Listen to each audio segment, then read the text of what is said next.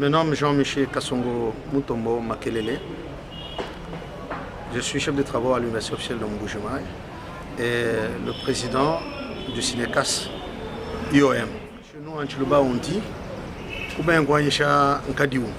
c'est un message qui concerne particulièrement les scientifiques qui ont suivi le mot d'ordre donné par le comité de gestion pour aller poursuivre leur troisième cycle afin d'entamer la rédaction de leur thèse. Et en poursuivant ce troisième cycle, ceux-là qui ont fini le dernier staff et qui ont déposé leur mémoire en vue d'une défense ont bénéficié d'un grand soutien du comité de gestion actuel, chose qui ne se faisait plus jamais dans cette université depuis son existence. Alors, un acte qui vaut son pesant d'or et au moment opportun, à ce jour, en droit, à l'UNILU, il y a 4 mémoires qui sont déposées sur les 2. Ce qui va s'ajouter sur les 2 qui ont déjà défendu.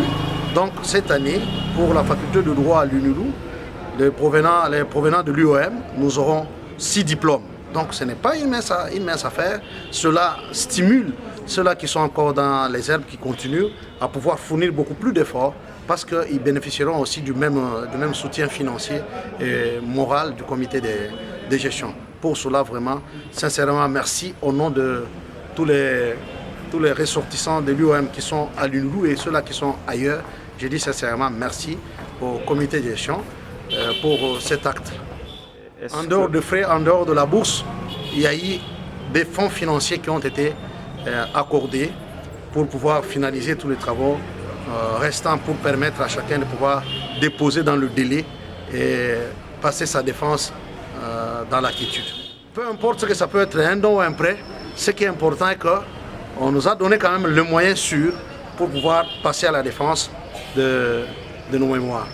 Je demande à la communauté scientifique de l'Université officielle de Mbuji-Mayi, partant ceux d'ailleurs, nous devons tout faire pour suivre ce mot d'ordre afin d'avoir nos propres professeurs. Jusque-là, c'est comme si nous sommes des locataires. Nous devons tendre la main ailleurs, tout comme ces gens-là peuvent ou ne peuvent pas venir.